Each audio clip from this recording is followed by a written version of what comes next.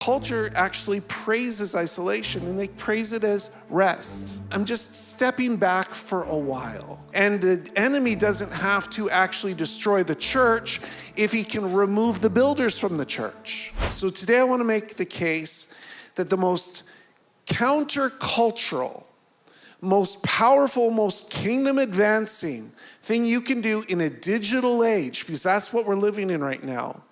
We literally sent AI to space.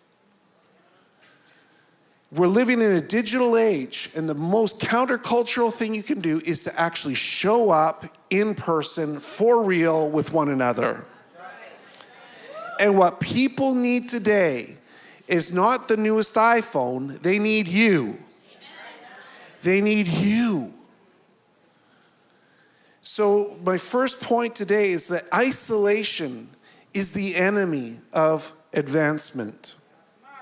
In Canada, it's a statistic today, in Canada, nearly 1 in 2 men feel that they're alone. 1 in 2, and if they live alone, it goes to 73% of men actually feel alone. It's the primary driver and leader that where men actually begin to establish connections through superficial channels like pornography. Pornography actually attracts men by leveraging their loneliness. Looks at them and says, who have you got? Who have you got that's going to reach out to you? Who have you got that's going to connect to you? And then provides a superficial option. And when we look at the life of Elijah, we realize he didn't stumble into isolation. He actually ran into isolation. Wow. And one thread of his life, and this is what he did. He went not only a day into the wilderness, he ran for a day into the wilderness. And then he ran for 40 more days into a mountain. 41 days of running. It's significant. Where you actually move out of that place of cover, move from that place of connection and community to advance to isolation. And the move wasn't, or was progressive. It didn't just happen at one moment. It happened day after day after day after day. And so here's what the culture says about this is that culture actually praises isolation, and they praise it as rest. And they praise it as something that is, I'm just stepping back for a while. I'm just stepping away for a little bit. I'm just taking a sabbatical. I'm just taking a moment where I'm going to be on my own.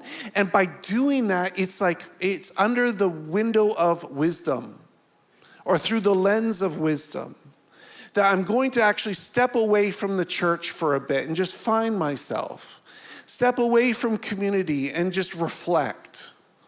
And all of this language that sounds really flowery and very like new age, wow, that sounds very advanced, actually is intentionally there to remove you and separate you from the church. Because every individual who isolates themselves is one less individual who's actually building the church. Right. And the enemy doesn't have to actually destroy the church if he can remove the builders from the church. Right. Elijah actually was in isolation. And I'm sure he told the story every day he was running. I'm going to just run away. I'm going to retreat through advanced retreat, however you want to propose it, because for my life, for the good of the community. And then he starts saying, well, it's because I'm alone, and it's because there's nobody with me. And he rehearsed the story until it actually became his story. He said, I'm the only one left. Everyone has abandoned the covenant except me. I'm alone. It's over. And little did he know that that wasn't even the truth.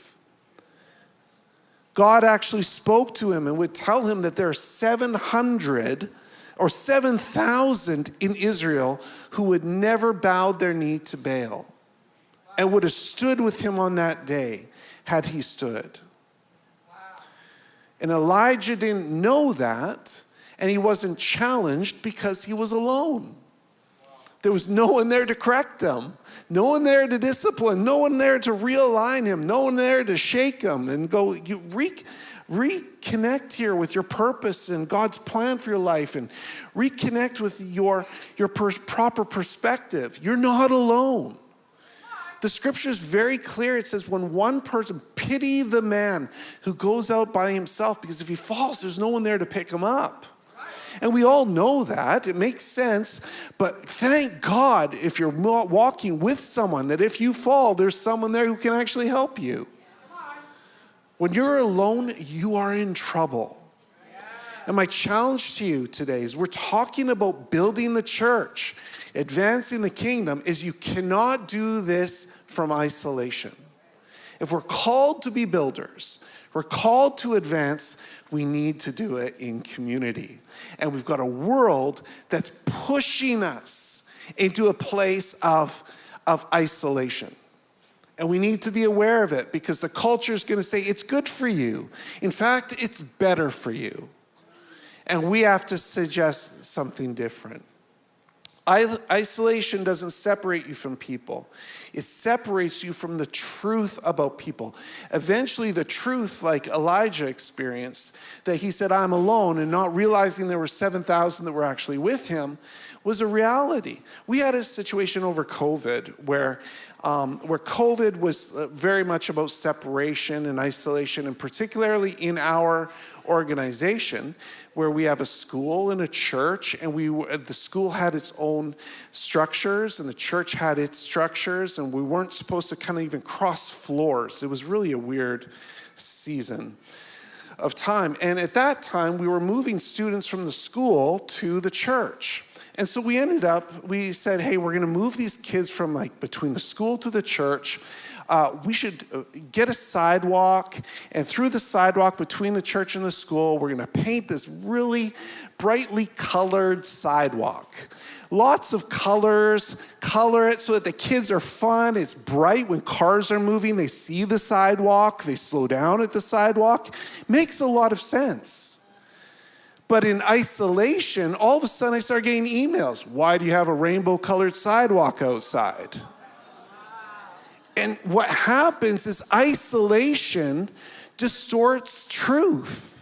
All of a sudden, things start being questioned. I'm like, what? It's a bright sidewalk. It's so that kids can walk back and forth. You know, I watch them from my office, and they stay in line. They're not walking into traffic. And the rainbows are rainbow. So, like, make it a colorful sidewalk. But all of a sudden, the criticism, what's happened to Pastor Brody? Is there has he gone, blah, blah, blah? And I was like, I didn't even want to bring it up today in this message, because I was just like, I just dealt with it. And it's like still resident in people. Skeptical of Brody. Why? Because of isolation. Because there was a season where you were behind a mask, and they couldn't have conversation, and we couldn't have discussions, and we couldn't celebrate certain things. So we have to be careful that we don't move in that place of isolation, because it begins to divide. It's the enemy's way of dividing and conquering people. The gates of hell don't need to attack a church that's already divided, already isolated, already in retreat. And in reality, isolation is not just a neutral approach, it's actually a defeat. When you operate from a place of neutrality, it's actually you're preparing for defeat.